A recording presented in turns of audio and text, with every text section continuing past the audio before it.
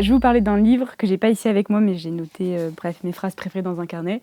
Ce livre, c'est, «L'insoutenable légèreté de l'être» de Milan Kundera et en fait, c'est drôle, c'est un livre que j'ai lu et sur le coup, il m'a pas spécialement, marquée plus que ça et après c'est un livre qui est revenu me hanter vraiment comme les images des films nous reviennent en tête, comme les phrases nous reviennent en tête. Enfin, c'est un livre qui m'a vraiment obsédée après coup.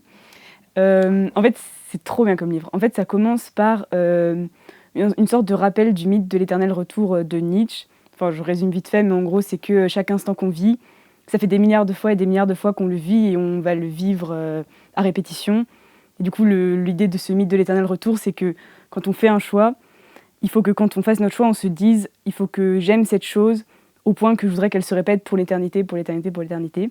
Donc ça commence comme ça, le roman et en fait, c'est l'histoire donc de Thomas et de Teresa, enfin, c'est une sorte d'histoire d'amour. Sauf que voilà, Thomas, c'est plutôt l'homme qui voilà, c'est le médecin intellectuel qui a toujours eu des femmes, qui a toujours eu des amantes et qui peut pas s'en empêcher. Et en même temps, Teresa, ça reste la femme de sa vie, donc voilà, elle est plutôt fidèle à lui et ils vivent ensemble. Et c'est assez tortueux comme relation.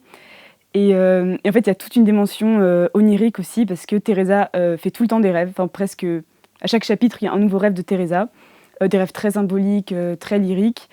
Et en même temps, c'est des rêves qui torturent en quelque sorte Thomas, parce qu'il dit: «Mais comment Teresa peut rêver de ça?»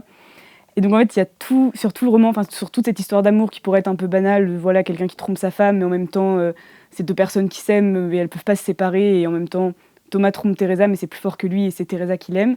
Bah, au-dessus de toute cette, histoire, voilà, qui est un peu classique en littérature, il y a toute cette dimension onirique, il y a toute cette histoire du rêve qui a un impact sur la fiction.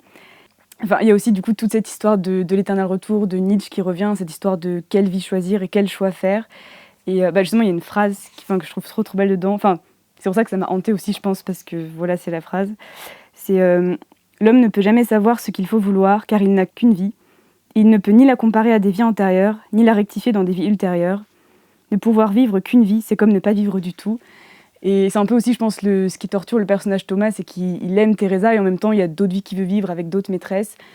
Et Teresa, elle vit aussi d'autres vies, parce que dans tous ses rêves, elle vit des vies qui sont toujours en parallèle de ce qu'elle vit avec Thomas.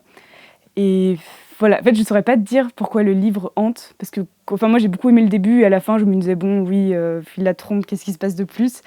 Mais c'est un livre qui hante parce qu'il y a toute cette dimension qui revient une fois qu'on a refermé le livre. Enfin, on repense aux rêves de Teresa qui sont vraiment déchirants de beauté, et on repense à, je sais pas, toutes ces phrases qui sont là comme ça et qui prennent sens à la fin du livre. Enfin, il y a un moment où Teresa rêve d'un papillon qui est très effrayant. Et à la fin, enfin non, je vais dire à la fin. Bon, personne ne comprendra du coup, mais à la fin, bref, il y a un papillon qui sort de la fenêtre et c'est quelque chose de enfin, c'est une scène qui est vécue comme quelque chose de joli et de rassurant. Et bref, c'est incroyable. On a aussi le point de vue d'autres personnages de temps en temps. Du coup, vraiment, voilà. C'est un livre, il faut s'accrocher, je pense, parce qu'au début, c'est un peu déroutant, mais je le conseille vraiment parce que c'est vraiment beau et vraiment bouleversant. Du coup, voilà, je conseille ce livre. Même si je l'ai pas avec moi, mais voilà quoi.